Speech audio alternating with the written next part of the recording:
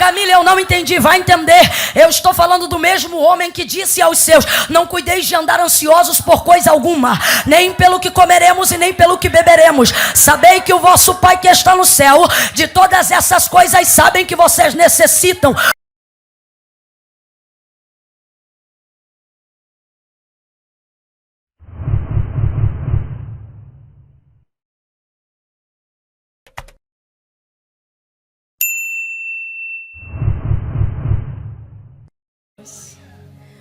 Olha, eu quero agradecer esse fundo que eu estou ouvindo de todo o coração.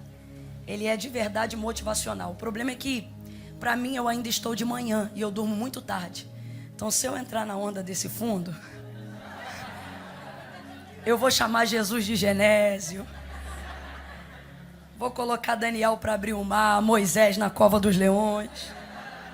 Porque eu ainda estou me alinhando. Então, se puder tirar momentaneamente, eu vou agradecer. Mas não me castigue no som não, viu? Eu estou pedindo no amor, no amor. Sem ressentimento, fique aí numa boa para eles não pensarem que a gente brigou, viu? Tamo junto.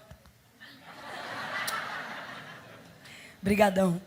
Lucas capítulo 22. Desde ontem à noite o Senhor soprava ao meu coração essa palavra. E Ele dizia para mim que era isso que Ele queria falar conosco nesta manhã. Verso 28 em diante. Lucas 22, do verso 28 em diante. Glória a Deus. Gente, de vez em quando, eu vou precisar beber uma água. Quando isso acontecer, não me seque. Sabe assim, às vezes a igreja está na maior atmosfera de adoração. Aí a pessoa que para beber água, todo mundo... E fica aquele silêncio horrível. Por que horrível, Camila? Porque, meu irmão, se até a criação, sem que haja verbo, engrandece o nome do Senhor, Salmos 19 diz isso, é um absurdo a gente deixar o silêncio adorá-lo pela criação no lugar em que a fala é livre para exaltá-lo. Então, dá uma olhada para o teu irmão e diga: não passa essa vergonha, não. Não deixa o sol louvar a Deus mais do que você vai louvar nessa manhã, não. Diga aí para pelo menos 3 pessoas: adore a Deus.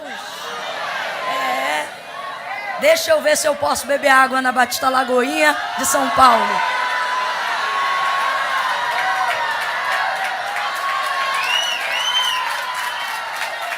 É isso aí. Mas não me ilude não, achando que eu posso beber o resto, aí depois... Não. Você vai adorando. Diz assim o texto, verso de número 28 em diante. Vós sois os que tendes permanecido comigo nas minhas tentações. Assim como meu Pai me confiou um reino, eu o confio a vós, para que comais e bebais a minha mesa no meu reino, e vos assenteis sobre os tronos para julgar as 12 tribos de Israel. Simão, Simão, Satanás vos pediu para peneirar como trigo, mas eu roguei ao Pai por ti, para que não desfaleças a tua fé. Então, quando tu te converteres, fortalece os teus irmãos. Pelo que ao ouvir isso, respondeu-lhe Pedro: Senhor, estou pronto para ir contigo para a prisão e até a morte. E tornou Jesus a dizer-lhe: digo-te, Pedro, que não cantará hoje o galo antes que 3 vezes negues que conhece o meu nome. Somente até aqui você diga amém por essa palavra. Eu vou contar de 1 a 3. Quando eu disser 3, você vai liberar uma palavra que determina o rumo profético daquilo que Deus nos confiou como verdade para essa manhã. Quando eu disser 3, você vai olhar para quem está ao seu lado e vai dizer para essa pessoa desse jeito: você é trigo. Entendeu? Calma que eu não contei até 3 ainda. Tá bom? Quando eu disser 3, você vai falar em caráter de afirmação: você é trigo. Você é... Eu conto 1, segure a mão dele ou dela agora. Eu conto 2, não faça disso um momento esquisito. Segura com firmeza, não segura meio requenguela. Mostre para essa pessoa que você não veio fazer uma social, que você veio para um encontro com Deus. E ela sentou-se ao lado de um profeta, de uma profetisa do Eterno, de um homem de Deus, de uma mulher de Deus. Aperte a mão dela, 2,5. 3, diga, você. De novo, vai. É trigo, você é trigo. Guarde isso em seu coração. Glória a Deus.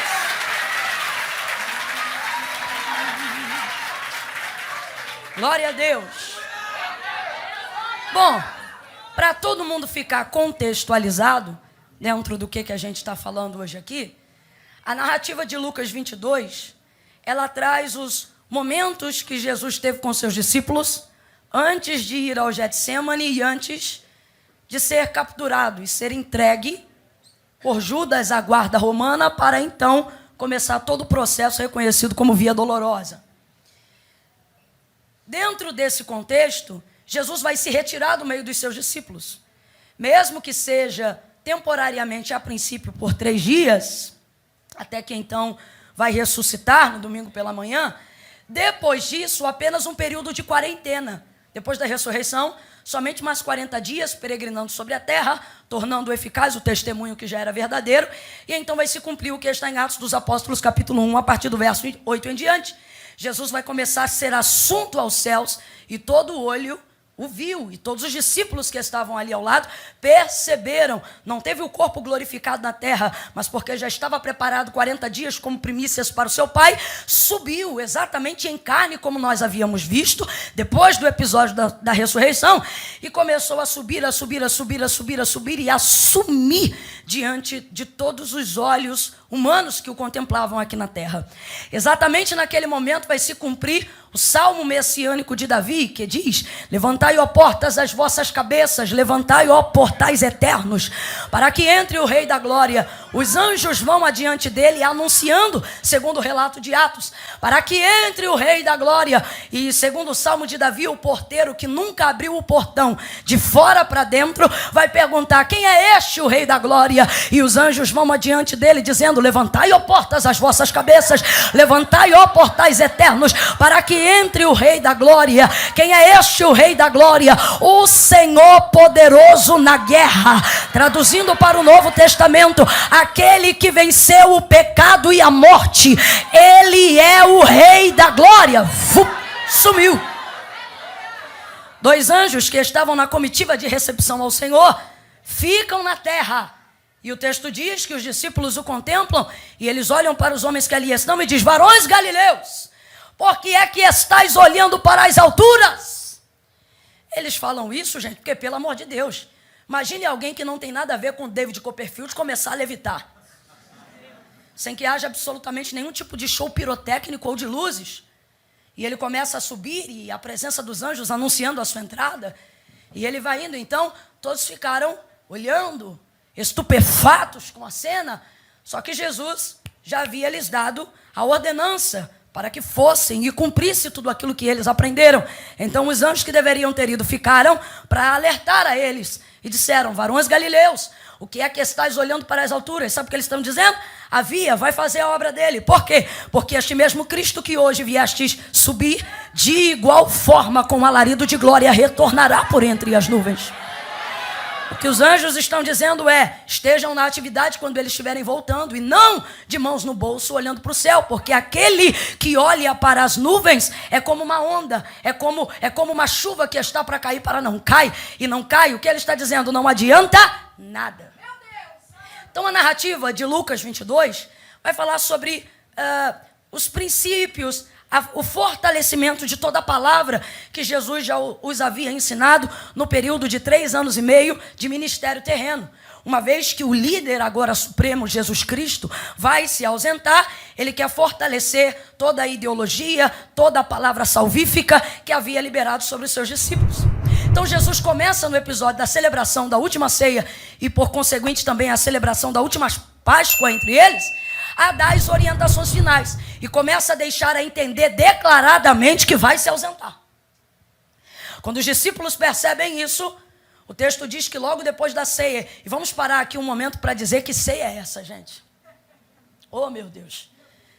Pense numa ceia em que o homenageado também é o dirigente do culto. Em que o celebrado também é o celebrante. Pense numa ceia em que o dono do sangue consagra o sangue e oferece o sangue. Que ceia é essa, meu irmão?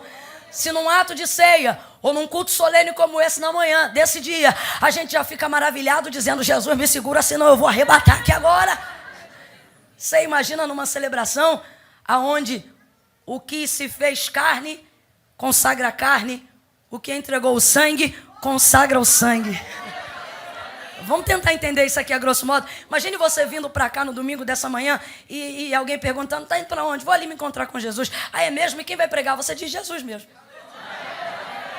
O verbo vivo feito em carne. Aí escute essa. Jesus está ali celebrando com eles a celebração da ceia.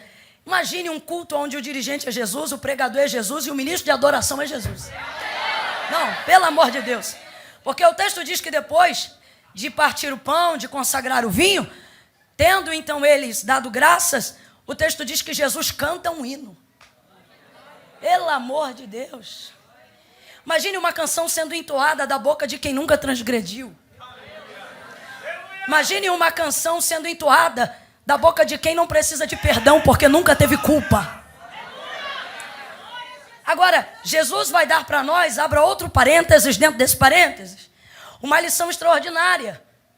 Jesus sabia que poucos minutos a seguir, um pouco mais à frente, pouquíssimas horas, um pouco mais à frente, ele seria capturado. Você sabe que a angústia e a agonia era tão grande da obra do Calvário, que quando ele foi falar com o Pai, o seu suor se verteu em gotas de sangue, profunda angústia, estava o Filho do Deus vivo. Você vai perceber que o Pai lhe atendeu em todos os pedidos, até a oração de Getsêmani. Agora ele, na sua humanidade, tomado de angústia e aflição, pelo momento do desamparo de seu Pai que se aproximava, vai orar dizendo, Pai, se possível for, passa de mim esse cálice. Todavia seja feita a tua vontade. O texto diz que terminando de orar, veio um anjo imediatamente. Parou-se ao lado do seu ombro, do seu lado. E estendeu a mão sobre o seu ombro. E o texto diz que o anjo consolava. O texto diz que quando Jesus olha para o anjo e percebe sua mão sobre o seu ombro, o texto diz que ele chora muito mais. E alguém pensa, que coisa linda. Quem aqui não ficaria feliz em perceber que está orando e como resposta da oração, imediatamente o Senhor envia o seu anjo? Somente quem não entendeu qual o propósito do anjo. Porque se o anjo estava ali consolando, significa que a resposta da primeira petição era não. Não. Não vai ser de acordo com você me pediu, vai prevalecer a minha vontade. E o anjo consolava. E quanto mais ele olhava o anjo, o texto diz que mais ele chorava. Chorava. Então veja bem. Eu estou falando não apenas de açoitada nas costas. Eu não estou falando apenas de crucificação e de coroa de espinhos sobre a cabeça. Eu estou falando sobre rejeição pessoal, sobre traição daqueles que você o amava. Eu estou falando sobre gente te abandonar. Eu estou falando sobre ser vituperado, não só na carne, mas também no espírito. Eu estou falando sobre sentir abandono e ausência de gente, não só no físico, mas também no emocional. Eu estou falando sobre ser filho do Pai e ter o rosto do Pai virado contra ti mesmo. Diante de tudo isso, Jesus sabe que vai passar por essa profunda agonia. E nós estamos falando diante do maior momento de dor da sua vida. Esse episódio é o maior momento de dor da vida de Jesus. Muito antes até mesmo do Calvário. Porque aqui ele torna consciência e concreto tudo aquilo que ele vai passar. Agora responda para mim. No episódio da celebração da ceia, Jesus já sabia disso, sim ou não? Sim ou não? Agora perceba como Jesus de verdade não é movido pela ansiedade do que acontecerá. Porque Jesus sabe o que vai acontecer horas um pouco mais à frente. Mas isso não rouba dele a celebração da ceia, a comunhão entre os santos e a alegria de celebrar um hino. Presta atenção, gente. Veja como a vida emocional de Jesus está muito bem setorizada. Evangelista Tiago vai determinar algo sobre nós. E ele diz assim, quem está triste ore, mas quem está alegre, cante. Diga comigo, cante. Tem alguém aí do Nordeste? Diga, cante. O que é cantar, meu irmão? Cantar é a despeito de, é apesar de. Vez ou outra no Nordeste, quando acontece alguma coisa e eu preciso da ajuda de algum irmão nordestino, algum amigo, e eu digo assim, rapaz, será que isso aí vai dar certo? Ele diz, cante, é um jeito dele dizer, já deu. Celebre, cante aí. Agora veja, Jesus sabe o que vai acontecer com ele, pouquíssimas horas daqui à frente, e o que é que ele faz na hora da celebração? Ele canta. Sabe que o pau vai quebrar depois, mas ele canta antes. Sabe que vai ficar angustiado depois, mas ele canta antes. Sabe que na segunda-feira vai ser pauleira, mas ele canta antes. Oh, Camila, eu não entendi, vai entender. Eu estou falando do mesmo homem que disse aos seus, não cuideis de andar ansiosos por coisa alguma, nem pelo que comeremos e nem pelo que beberemos. Sabei que o vosso Pai que está no céu, de todas essas coisas sabem que vocês necessitam. Olhai para as aves do céu, não semeiam e nem fiam. Oh, olhai para os lírios do campo, que hoje são e pela tarde já murcharam, e vos digo que nem Salomão, em toda a sua glória, teve vestes reais como as dos lírios. Se vós, sendo maus, sabeis dar coisas boas aos vossos filhos, que fará o vosso Pai que está no céu? Qual dentre vós é o pai que, pedindo o filho um peixe, lhe entrega uma serpente? Qual dentre vós é o pai que, pedindo o filho o pão, lhe entrega uma pedra? Se vós, sendo maus, sabeis dar coisas boas aos vossos filhos, que fará o vosso Pai que está no céu? Jesus está dizendo, não gastem vosso tempo de comunhão pedindo arroz, feijão, comida e necessidade básica, porque antes de vocês conhecerem o Pai já provia, já sustentava, já ajudava e já alimentava. Sabe o que ele está dizendo? Naveguem na intimidade com o Pai e entendam que vocês recebem o que precisam sem pedir. Então peçam aquilo que vocês desejam ardentemente e o Pai vos entregará. Que tribulação todo domingo de manhã, que roupa eu vou? Você deveria estar envolvido em outras guerras.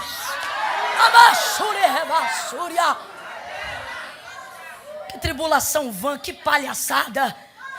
Ai, porque o corretivo acabou, não posso ir hoje porque com essa olheira. Você deveria estar envolvido em outras batalhas. Você está se distraindo em falsas guerras. Ouça isso.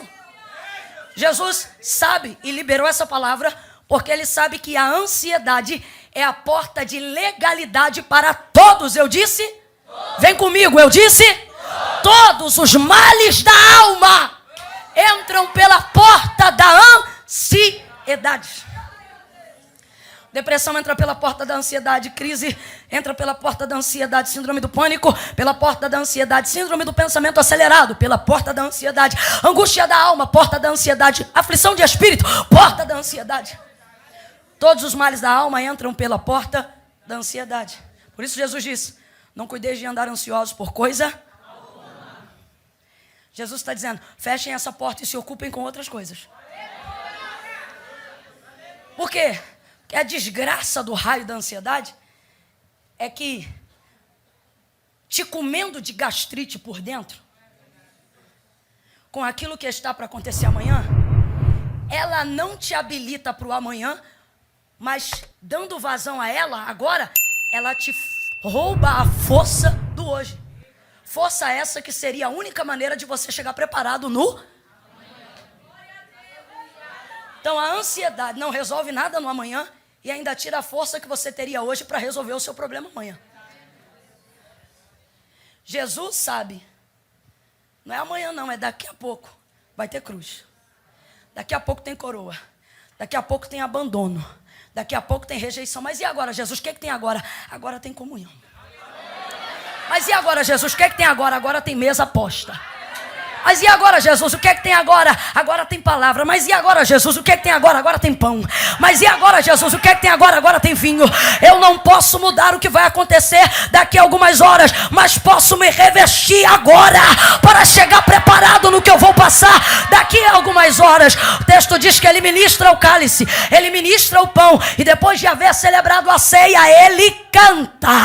Camila, eu não entendi. Vai entender agora. Eu não sei se segunda-feira você tem uma audiência. Se você tem uma entrevista de emprego, eu não sei se segunda-feira você tem que resolver alguma coisa, ou do trabalho, ou da faculdade, ou da aposentadoria, alguma coisa que quer roubar o seu culto, mas Deus te trouxe hoje aqui para dizer: ei, não vai mudar nada do que vai acontecer amanhã, mas dependendo de como você se comportar hoje, quem fica sem graça amanhã é o teu problema. Quem fica sem graça amanhã é o teu desafio. Pega na mão de alguém aí agora e diga para essa pessoa: cante, cante, cante. Esse domingo é de celebração. Adore, adore a Ele, adore a Ele. Pegue o metrô adorando, entre no ônibus adorando. Faça da rede social instrumento de adoração. Ao invés de colocar lá se sentindo triste, se sentindo isso, vai lá e coloca: os que esperam no Senhor renovarão as suas forças, subirão com asas como de águia. Cante, cante, cante. Aprende a lavar louça cantando. Aprende a varrer casa cantando. Aprende a dirigir cantando. Aprende a adorar. Jesus canta. Cante hoje. E eu não sei o que virá amanhã, só sei que você estará pronto. Aí todo mundo chegar na segunda-feira numa ressaca naquele estágio, numa ressaca naquele trabalho. Ai, festa, rave, balada. Nossa, tô acabado. E você chega: oh glória. Peito estufado, barriga murcha, amarrada na cinta, tênis limpo, camisa passada. E alguém diz: menina, que final de semana, acabado na segunda-feira. E você entra: eu amo a segunda-feira. E já entra na segunda-feira, tá todo mundo dizendo: menina, eu tô só o pó. E você diz: eu ainda tenho lenha para queimar. Deixa queimar, deixa queimar, deixa queimar, deixa queimar. Evarra sebrico, delebacan, delemantarabashuri. As pessoas vão começar a perguntar para você: menino, onde é que você passa o final de semana, minha filha? Seu cabelo vem mais bonito, seu rosto vem mais bonito, seu corpo vem mais bonito, seu semblante é mais bonito. Que parada é essa que você está tomando? Aí você diz: eu vou te contar. Só que essa parada só está num lugar, tem que ir lá. Vamos fazer o seguinte: 5:30 da tarde eu passo na tua casa e te levo lá para pegar o bagulho. A pessoa vem entrando aqui e vem dizendo: rapaz, aqui a parada é pesada, tá tudo preto, hein? Você diz: fica tranquilo, é porque o preto é para manifestar a luz, porque é a única cor que resplandece melhor a luz do branco ou de qualquer outra coisa. E aí aqui dentro você diz: vai tomando isso aí, o quê? Chazinho de adoração. Vai tomando isso aí, comprimido de palavra. E vamos ver o que é que vai te combater no início da sua semana. Jesus cantou: não permita que aquilo que vem a seguir roube de você a alegria e a possibilidade que você tem de desfrutar do agora. Jesus então dá continuidade à sua instrução. E eu estou falando de um momento de ceia, uma celebração extraordinária. Eu não sei como é aqui, mas normalmente ceia é um culto aguardado. Normalmente ceia é a tipologia, a simbologia e o ritual mais solene da igreja. Tanto que tem gente que falta a todos os cultos, mas aí um dia você vê ele vindo na igreja e falando: tá indo para onde? Tu é crente? Sou, hoje é ceia. Para fazer parte do corpo de Cristo. Há outros que consideram a ceia um ato tão solene e tão importante que eles vêm com roupa mais comum durante a semana, mas na ceia capricha. E alguém diz: ué, você está indo para onde? Para o culto. Mas por que você hoje está diferente? Ora, hoje é ceia. Aí vem com o cabelo mais arrumado, com a maquiagem mais forte, vem com uma coisa mais arrumada. Celebração da ceia. É desse momento que eu estou falando, sobre o ato mais solene da igreja de Cristo sobre a face da terra até hoje. O único ato que, sendo mantido aqui, dará continuidade lá. Depois que Jesus tomou essa ceia, ele disse assim: agora até o dia em que vocês comam a roda da minha mesa comigo, eu não me aproximarei mais desse vinho, até que então todos vocês possam tomar comigo naquele grande dia. Você achou essa ceia boa aqui? Imagine uma ceia, gente. aonde Jesus está celebrando, aonde Jesus está pregando, aonde Jesus está cantando, aonde Jesus está servindo, você diz, mano, que ceia boa. E Jesus está dizendo, calma, eu estou preparando uma ainda muito melhor.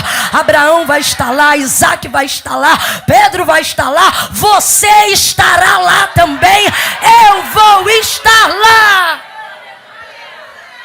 Jesus amado, como é que numa ceia dessa, o texto diz que ele começa a dizer que vai se ausentar e determina as instruções finais. Termina a ceia, quando ele dá as instruções finais e os discípulos percebem que o mestre não estará mais fisicamente entre eles como outrora, o texto diz assim, e de repente formou-se forte discussão entre eles. Meu Jesus amado, a gente se pergunta, mas depois da ceia? Mal engoliu o cálice e o pau já está quebrando. Veja, eu não estou forçando. O texto diz, forte discussão entre eles. O que é isso? Alguém ficou vermelho, alguém exaltou a voz, a veia do pescoço de alguém subiu. Forte discussão. Entre eles, porque ninguém briga sozinho. De modo que Jesus teve que entrar para intervir. E qual era a discussão? A discussão era entre eles quem seria o maior. Que discussão leviana, por dois motivos. Primeiro, porque o maior ainda não havia se ausentado.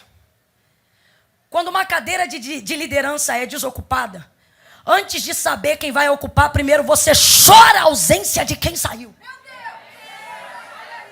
Camila, mas o mundo diz rei morto, rei posto. Exatamente, o mundo, vós sois o corpo de Cristo.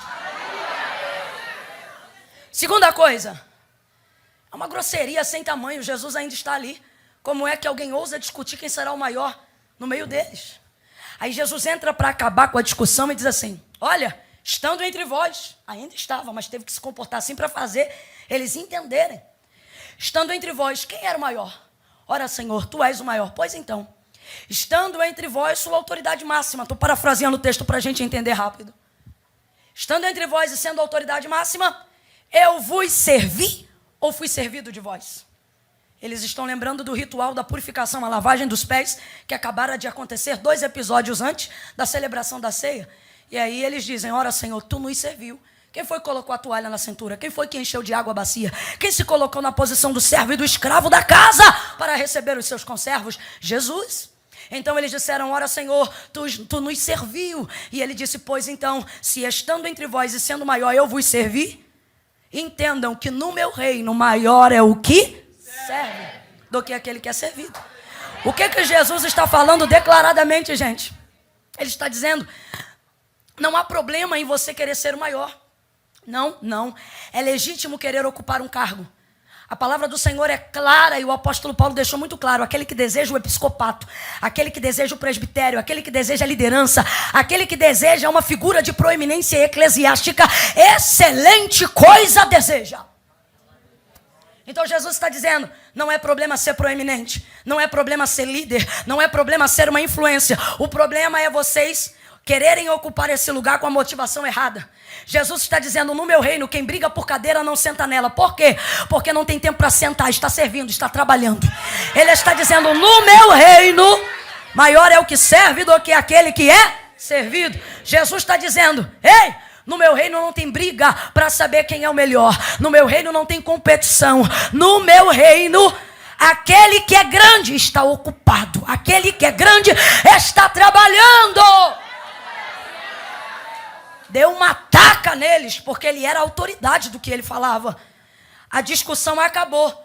E tendo acabado a discussão, poderia também ter acabado com a cúpula da igreja primitiva, mas não. E é isso aqui que Jesus me confronta.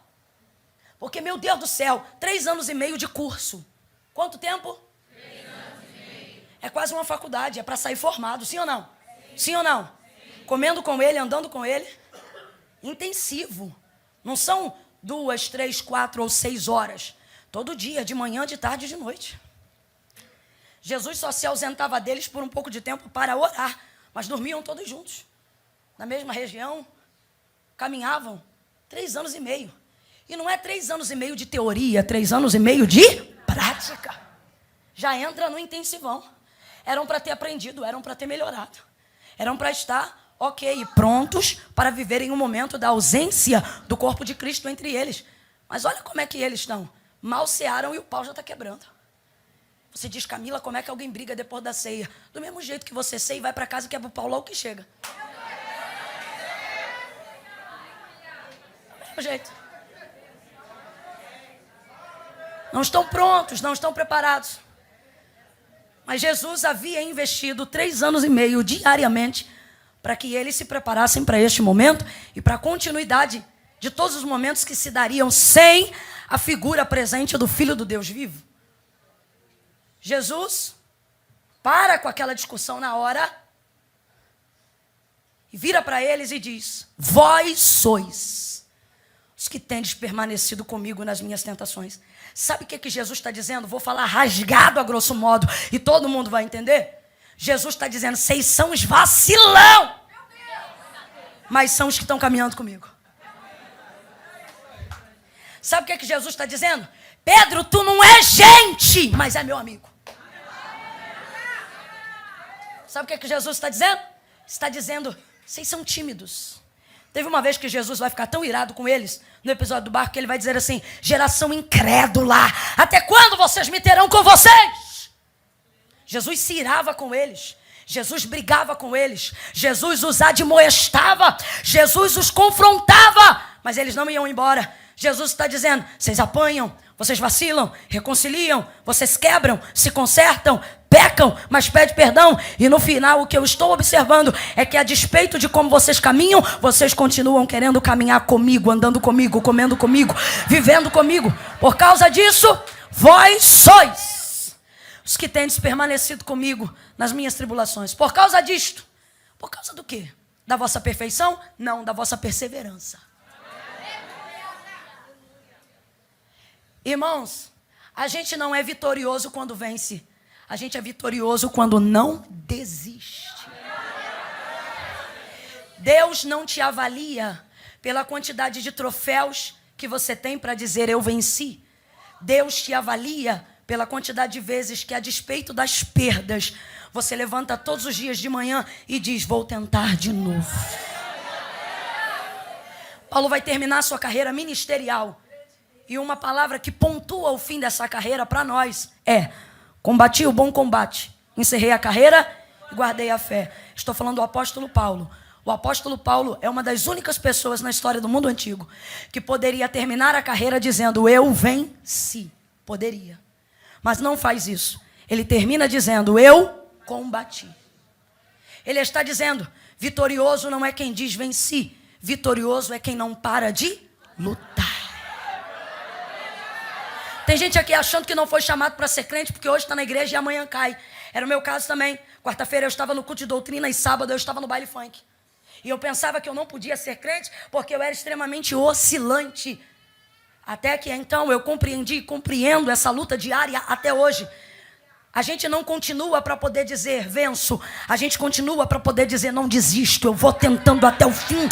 Eu vou combater até os meus últimos dias. Carta de Paulo aos Romanos, capítulo de número 7. Ele diz, o querer bem está em mim. E eu tenho consciência de que devo fazer esse bem. Ele diz, eu me programo para executar esse bem.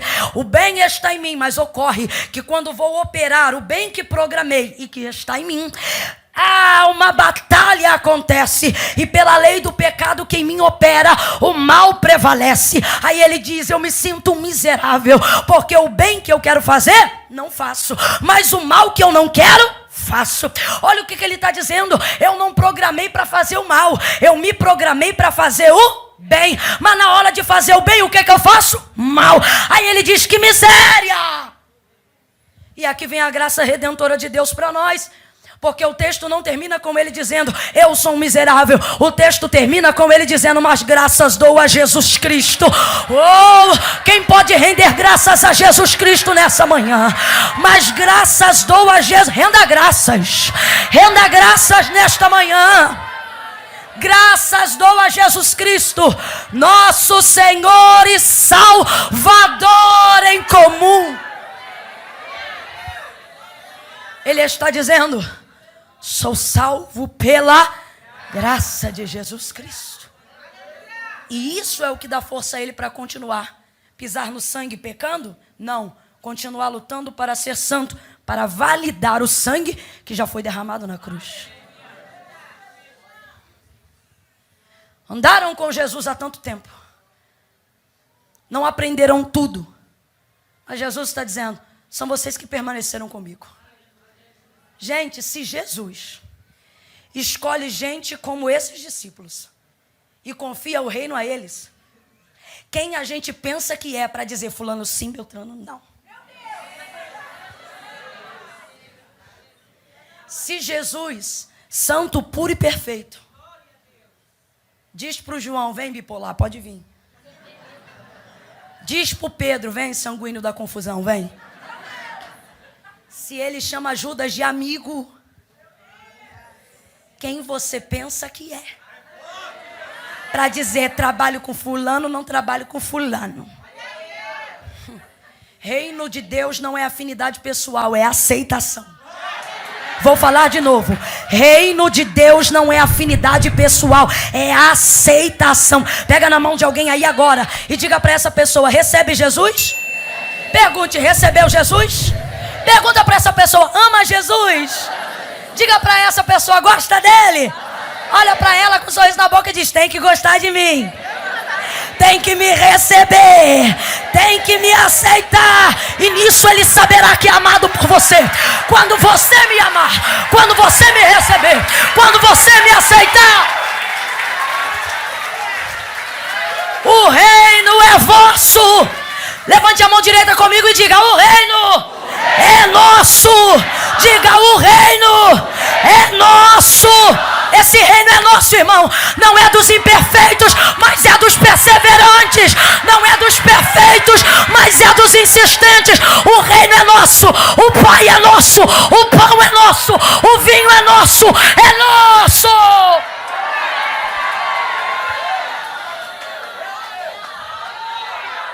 Camila, não gosto muito da fulana. É dela também.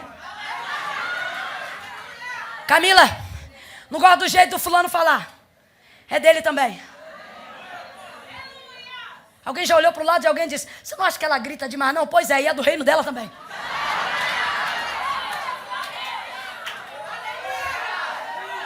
Aleluia! Aleluia! Aleluia! Oh, glória a Deus! Aí Jesus diz, ei, por causa disso, não porque vocês são perfeitos, mas porque vocês são perseverantes. Por causa disso, não porque vocês estejam prontos, mas porque vocês não desistem. Como meu Pai me confiou um reino, eu o confio a vós. Tendo dito isso e acabado com a briga, Jesus está dizendo para o núcleo de algumas famílias e alguns ajuntamentos até eclesiásticos da casa. Jesus está dizendo, eu vou acabar com a briga.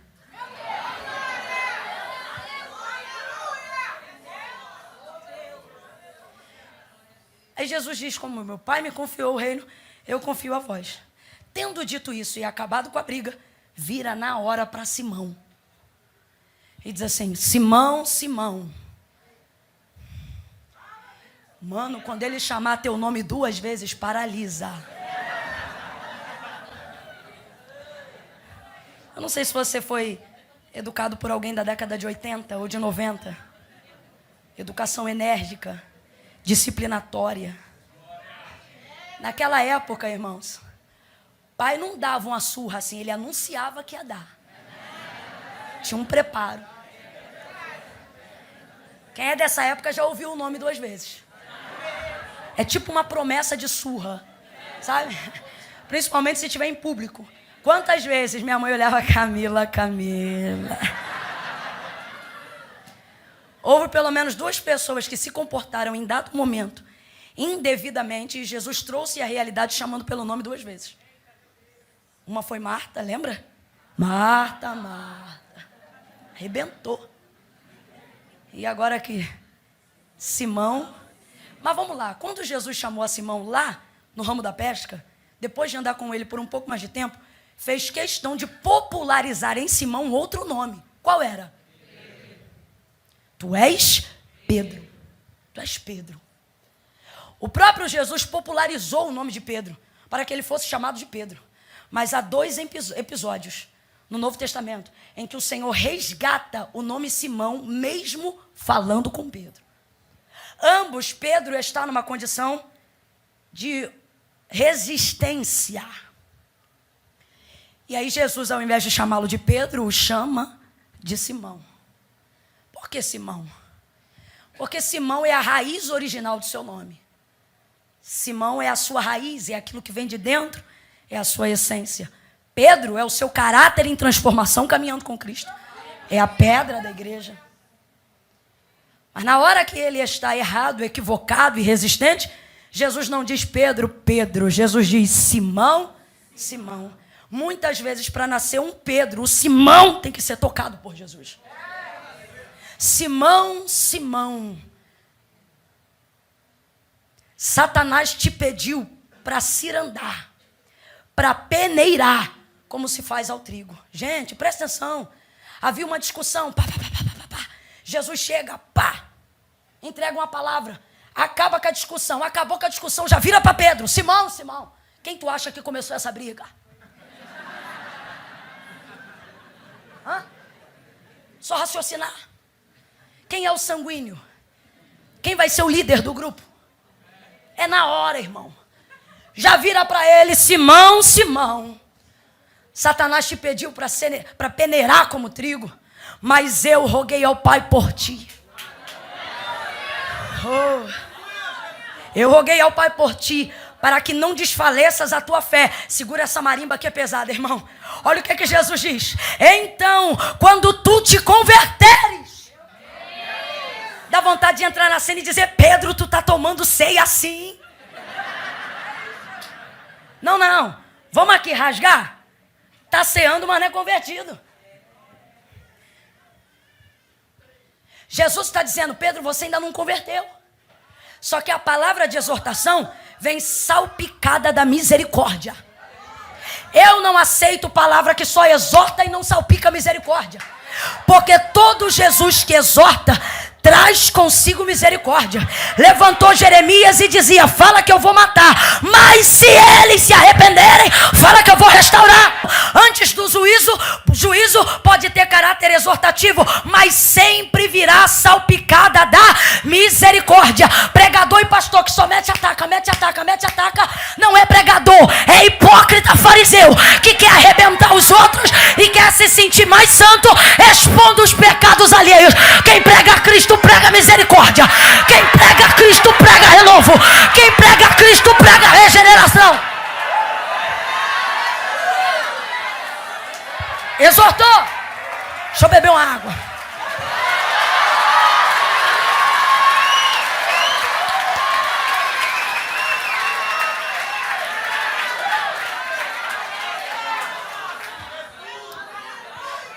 Simão, Satanás te pediu. Segunda coisa que você vê, ainda não está pronto, mas já é consagrado. Por que Satanás não chegou peneirando? Não pode. Por que não pode? Não está pronto, mas pertence a Jesus. Ele não diz, Satanás te atropelou. Ele diz, Satanás te pediu. Te pediu. É gente que você olha e fala, mano, o cabra é torto. E Jesus diz, ele é, mas para Satanás tocar nele, tem que passar aqui. Aí, terceira coisa. Olha a misericórdia. Simão, mas eu intercedi. Eu roguei ao Pai por ti, para que não desfaleças a tua fé. Sabe o que Jesus está dizendo para Pedro? Pedro, você não está pronto para ser tentado agora. Pedro, você não está pronto para ser peneirado agora. E por saber disso, para não perder o investimento que eu tenho feito em você, eu pedi ao Pai que não permitisse. O Pai me concedeu isso. Então agora, o que é esse agora? Aproveita o livramento. E vai buscar, vai vigiar. Vai se preparar, Pedro. Amém? Amém. Era para Pedro dizer, agradeço minha oportunidade em nome de Jesus. Mas não. Jesus acabou de dizer nas entrelinhas, filho, você não está pronto. Olha como é que o cabeção responde. Estou pronto. para ir contigo até a prisão e a morte.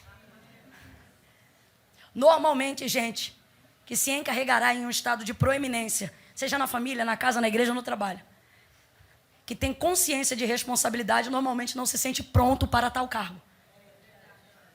E normalmente, quem não tem noção nenhuma de responsabilidade diz, pode me colocar que eu vou mandar ver.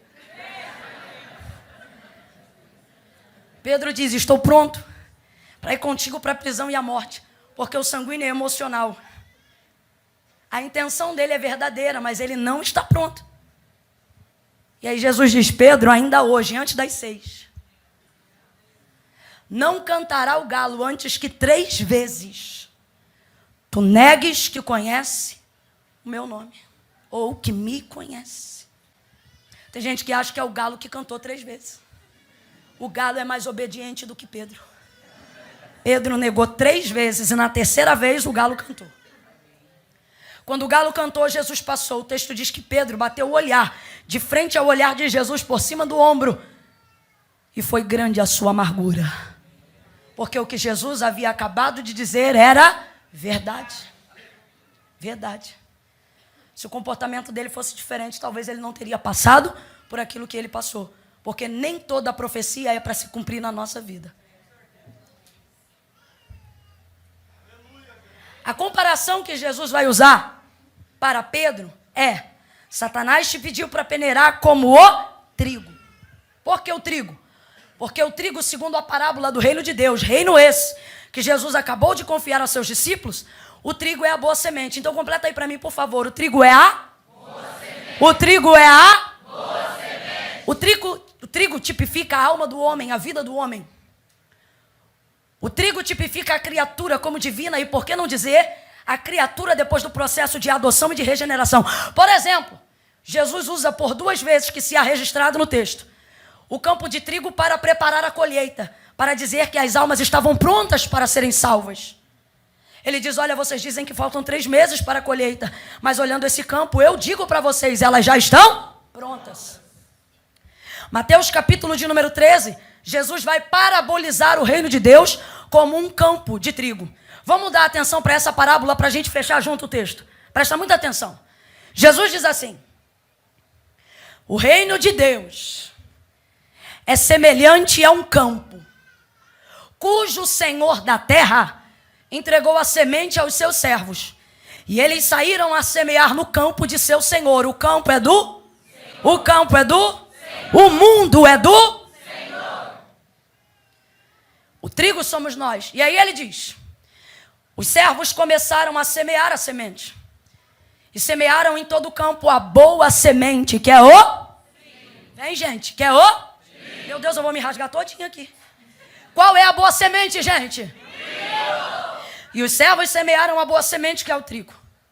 Trabalharam durante todo o dia. A noite chegou. E o texto diz que todos eles dormiram. Porque o sono fala da nossa impotência diante de algumas coisas da vida. Pode ser o maior crente do mundo, meu irmão. O sono chega para todos. O texto diz que 5 eram loucas na parábola do reino de Deus sobre as virgens. E 5 eram prudentes. Mas anoiteceu. E quantas dormiram?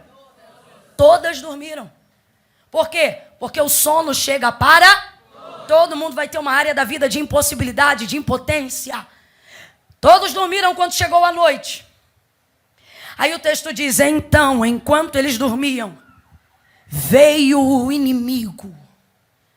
E o inimigo semeou a semente dele. E o texto diz que é o joio. Então o joio é a semente do inimigo. Semeou o joio aonde o trigo havia semeado. Quando acordaram cedo pela manhã, perceberam que junto com o trigo, a semente do inimigo também havia prosperado.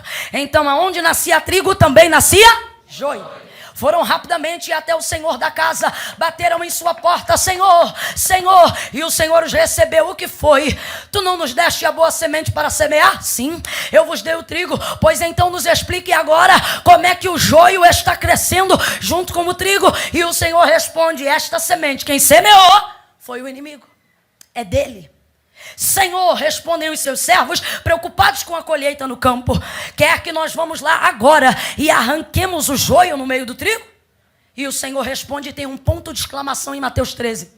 A resposta é não. Não é não. A resposta é não. Tem um ponto de exclamação. Não. Por quê? Porque há de ser que na tentativa de retirarem o joio, vocês vão trazer junto o trigo. Camila, e o que tem? Vamos supor que eu sou o servo que quer o bem da colheita. Aí eu digo assim, Senhor, fica tranquilo. Porque se na tentativa de arrancar, um exemplo, 1000 feixes de joio, eu perder 10 galhos de trigo, vai ficar tudo bem, não vai? O Senhor continuaria dizendo? Não. Por que o Senhor diria não, gente? Porque o joio, 1000 feixes de joio, são iguais a nada. Palha seca para queimar. Agora, um ramo de trigo, eu falei quantos? Se liga na matemática da agricultura. O trigo é até hoje a semente mais transportada, importada e exportada do mundo. Só perde para a soja, porque pode ser criada ou cultivada de maneira transgênica e acelerada. A semente original mais antiga e comercializada do mundo até hoje ainda é o trigo. Se você planta uma semente de trigo, pelo amor de Deus, eu falei quantas? Quantas? Se liga nisso, gente. Você planta uma semente de trigo.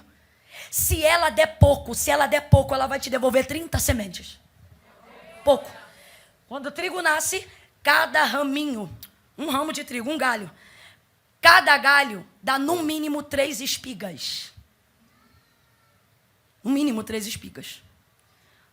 Perdão, dá no mínimo uma espiga. Uma espiga tem no mínimo 30 gominhos. Sabe aquele gominho? A gente chama de espiga. Cada gominho daquele comporta uma semente. Então, cada ramo de um galho de trigo, se der pouco, devolve 30. Se der médio, manda 60. Se for bom, enverga. 3 espigas. Então, ela pode devolver, como disse Jesus, 30, 60 e até 100 por. Então, se eu perco um galho de trigo, ainda que eu arranque 1000 faixas de joio, eu vou estar perdendo mais do que? Porque o joio não vale nada, mas um ramo de trigo vale no mínimo 30. Então o que o Senhor está dizendo? Não mexe lá. 2 coisas que a gente precisa aprender. Primeiro, se Jesus disse não é, não. Não interessa se é profeta, não interessa se é levita, não interessa se é sacerdote, não interessa se conhece o campo, não interessa se preside a terra. Quando o dono da terra diz não é, não. Ah, Camila, porque eu estou sabendo disso, daquilo, e alguém tem que falar, e quem disse que esse alguém é você? Não é não. Não toque no joio, não mexa no joio. Quando Jesus conta isso na parábola, a impressão que dá para aqueles que são mais severos no julgamento é que ele está aprovando o joio. Quando você não mexe em determinadas áreas que Deus não autoriza, alguém diz que você está cooperando com o mal. Tá vendo? Olha lá, tá vendo e não faz nada. Olha lá. Olha lá, é um traste igual ao outro. Olha lá, ó. Só que não sabe às vezes, e muitas vezes, que Deus disse, porque não vale mexer num joio se for para arrebentar 30 trigo. Porque 1000 joios não vale nada. Mas uma semente de trigo é capaz de devolver muito mais do que um campo inteiro semeado de joio é capaz de fazer. E tem gente achando que tem que mexer porque trabalha na terra, mas não é dono dela. Deus trouxe alguém hoje aqui para dar essa instrução final. E Ele está dizendo para alguém aqui nessa manhã, a começar por mim, não toque no joio. Senhor, tu está cuidando do joio? Não, é você que tem que aprender a tolerar o joio para priorizar o trigo. O que o Senhor está dizendo a grosso modo é isso aqui, ó. Eu não quero você preocupado com o joio. Meu irmão, tem gente que não dorme cuidando da vida do joio. Tem gente que não adora a Deus para poder ver se é joio que está adorando. Tem gente que passa a madrugada inteira nisso aqui, ó. Deixa eu ver porque que o joio não foi na igreja. Deixa eu ver com quem que estava. Deixa eu ver. Isso aqui é mulher do joio mesmo? Peraí. Você ocupa o seu tempo preocupando-se com o joio, achando que está prestando um serviço à comunidade. Mas o que você está fazendo é prestando um desserviço à comunidade. Por quê? Porque Deus está dizendo, ei, o tempo que você usa para se preocupar com o joio, você poderia estar usando para se ocupar com o trigo, para cuidar do trigo, para semear o trigo, para zelar pela vida do trigo. Olhe para alguém e diga para essa pessoa, oh, não se preocupe com o joio. Sacode ela aí, vambora, sacode ela. Soninho tá querendo bater. Sacode ela e diz: não se preocupe com o joio, se ocupe com o trigo. Quer ser útil, vai trabalhar onde dá resultado. Vai visitar os hospitais, vai visitar os presídios, vai fazer a obra na casa das viúvas, vai atender aos órfãos. O joio é ingrato. O joio não produz nada que seja relevante, mas é um monte de trigo que não me toque. Aí eu não adoro com joio, aí eu não trabalho com joio. E desde quando o joio impediu o crescimento do trigo? Olha pra mim, gente, já estou encerrando. Ó, depois que ela falar isso, ela prega mais 20 minutos, mais 25.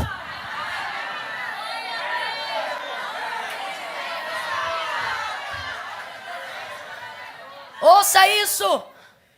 Ah, Camila, alguém tem que repreender o joio, tem que falar com o joio.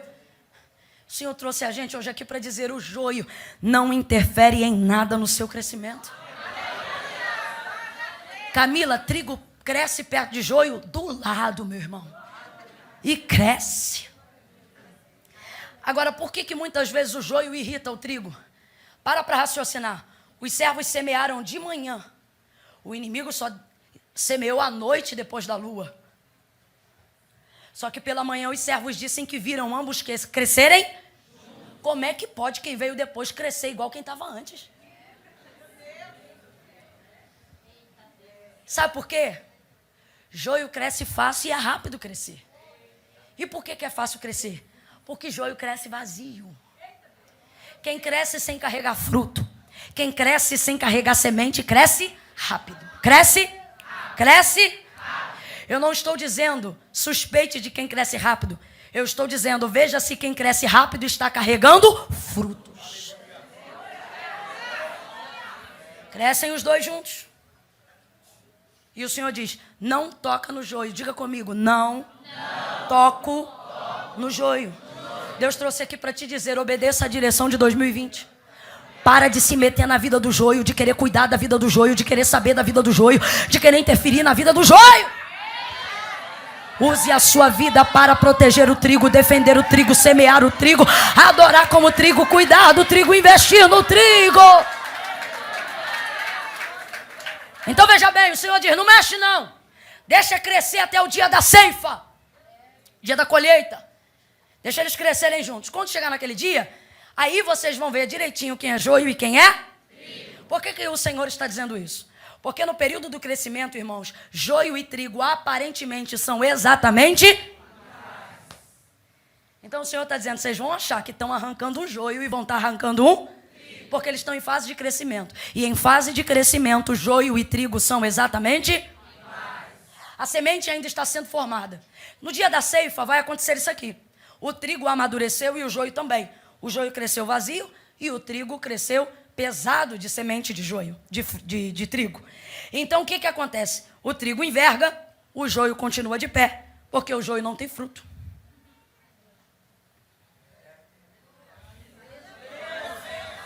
Você já sabe, né? Mas vamos lá. Aí fica o trigo lá envergado, por causa dos frutos. Todo mundo sabe que é trigo. E o joio fica lá em pé, tendo que manter a soberba, porque quem não tem fruto tem que manter as aparências. Aí ele diz: vocês vão pegar o trigo.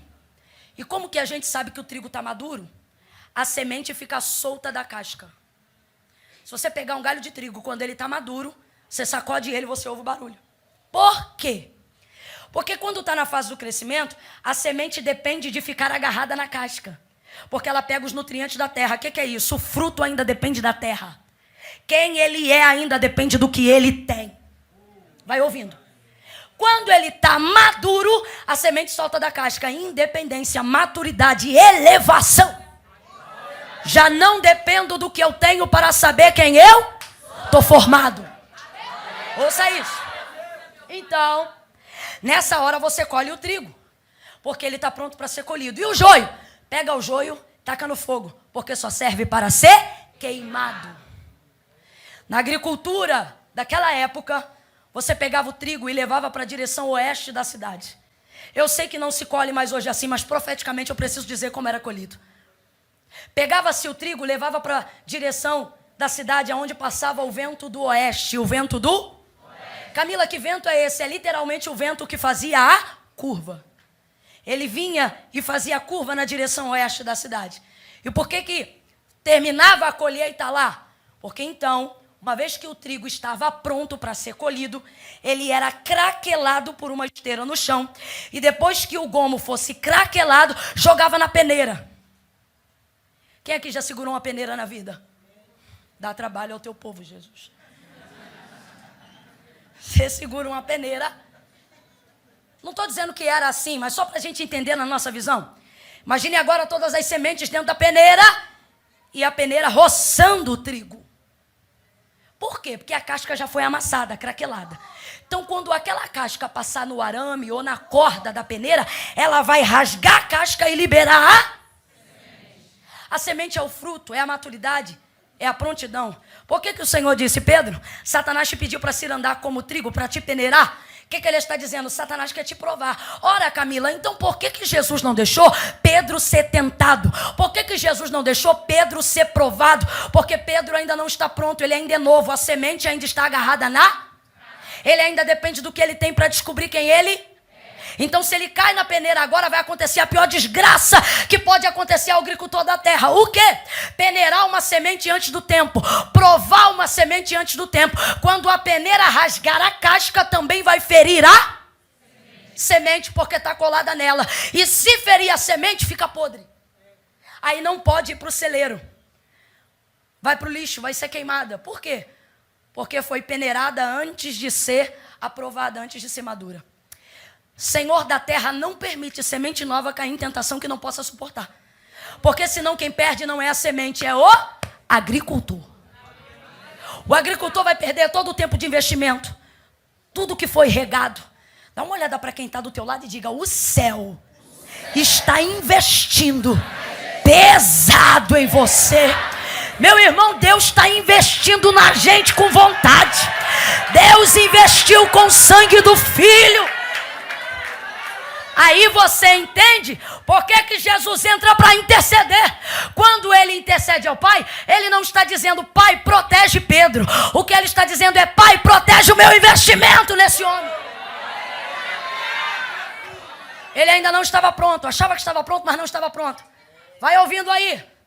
Por que então que ele intercedeu por Pedro? Porque Pedro não está pronto. Semente de trigo é para ser peneirada? É para ser peneirada. Mas se for antes do tempo, ela ficará estragada. E quem perde é o agricultor que fez o investimento no campo. Então Jesus intercede. Levava-se para o vento oeste da cidade. E quando já estava madura, a peneira rasgava a casca e saía a semente. Por isso que o crente deve ser provado na fase da maturidade. Se tem alguém aqui sendo provado, Deus não está dizendo você é fraco. Deus está dizendo agora você está pronto. Se tem alguém aqui sofrendo em alguma área da vida e sendo afligido em algum ponto da vida, Deus não está dizendo você é perdedor, Deus está dizendo você está preparado. Deixa eu te falar um negócio. Tentação, prova, aflição, peneira não é para acabar com a gente. Peneira tende por um ofício, qual, ao rasgar a casca, liberar da gente o que há de melhor, a semente. Deus está dizendo, essa prova não é para te derrubar, é para liberar o melhor que há em você. Essa prova é para colocar para fora o resultado de todo o investimento que Deus tem feito em você. Por isso Jesus está dizendo, Pai, não prova ele agora não. Deixa eu terminar a mensagem dizendo uma coisa. Tem gente aqui que enquanto eu estou pregando, está fazendo a listinha do joio. Ih, menina, não vou mais mexer, não vou nem entrar. Vou bloquear. Aí você faz a listinha, dizendo joio, joio, joio, joio, joio. E está arriscando aqui seu joio, joio, joio, joio. O que você não sabe é que o trigo também está em fase de... E quando o trigo está em fase de crescimento, ele é semelhante ao... E você está dizendo joio, joio, joio. Se eu te disser hoje aqui, filho, rasga essa lista, sabe por quê? Tem gente que você está dizendo joio, joio, joio. O Senhor está dizendo trigo novo, trigo novo, trigo novo, trigo novo, trigo novo. Oh, levante a sua mão, eu quero profetizar. Esse pai não é joio, é trigo novo. Esse filho não é joio, é trigo novo. Esse marido não é joio, é trigo novo. Levanta a esquerda tão alto quanto levantou a primeira. Quando eu disser 3, você vai impor sobre o ombro do vizinho. Não faz isso com o braço quebrado, não. Você vai abrir o braço e vai estender a mão sobre ele no 3. 1, olhe para mim. 2, quando eu disser 3, você vai dizer: calma, não é joio, é trigo novo. 2, estende a mão sobre ele. 3, fala: calma, não é joio, é trigo novo, é trigo novo, é trigo novo, e trigo novo dá trabalho, mas também dá resultado. Glória! Tem teclado? Faça-me um favor, bote aí uma coisa pesada. Eu quero um tango, um blue, um jazz. Cerimônia de casamento não, vem pesado. Pesado, eu quero uma coisa pesada. Peso de glória, de glória.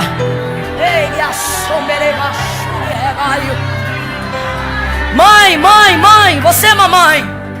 Jesus diz assim: esse menino vai ser doutor. Mas quando você olha para o boletim, você fala: não é possível. Jesus está dizendo: calma, não é joio, é trigo novo. E trigo novo dá trabalho. Você diz: Jesus, o Senhor me mandou casar com esse homem, eu casei com esse homem, mas isso só pode ser o perturbador, isso só pode ser filho do cão. E o Senhor está dizendo: não, é porque trigo novo parece com joio, dá trabalho, mas é trigo. Levante a mão porque eu vou profetizar.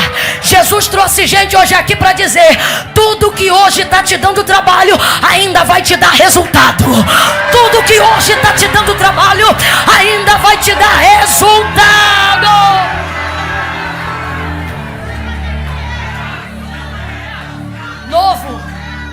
Novo cansa, novo castiga, novo incomoda. Irmão, obreiro novo dá vontade de riscar ele da lista da reunião, porque trigo novo arruma confusão na reunião.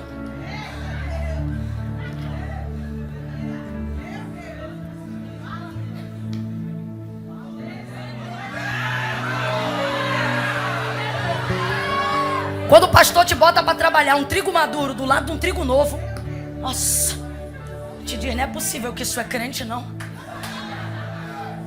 Você diz: não vou fazer reunião com fulano. Irmão, é pesado. Eu gosto de um negócio pesado. Não tá pesado. Muda a sonoridade. Vai lá, não me castiga não. Tenta achar o que eu tô pedindo. Trigo novo cansa a gente. Trigo novo sabe o dia de culto, a hora do culto. Mas ele diz: você passa lá em casa para me pegar. Você diz: tem que passar lá. Se você não passar, ele não vem. Sabe o caminho da igreja, mas não vem. Aí você diz: só pode ser joio. E o Senhor está dizendo: não é trigo, mas é trigo. É trigo. O Senhor te trouxe hoje aqui para te dizer: não desista de quem você julga joio, por 2 momentos, por 2 situações. Primeira, você não tem autonomia para dizer quem é joio e quem não é. Tem gente que hoje você olha e diz: isso só pode ser joio. E o Senhor está dizendo: e se eu te falar que esse trigo ainda vai ser pastor da igreja? Quem me olhou no dia da minha conversão deve ter olhado e ter dito: meu Deus, é joio. Mas hoje eu vejo o trigo que o Senhor tem me permitido ser. Novo dá trabalho, mas maduro dá resultado. Pedro, trigo novo. Novo nega Cristo 3 vezes. Maduro salva 3.000 almas de uma vez só. Novo, novo ele foge de medo. Maduro, ele olha para a cruz que ia ser crucificado e desvira de cabeça para baixo. Porque eu não sou digno de morrer a mesma morte do meu Senhor.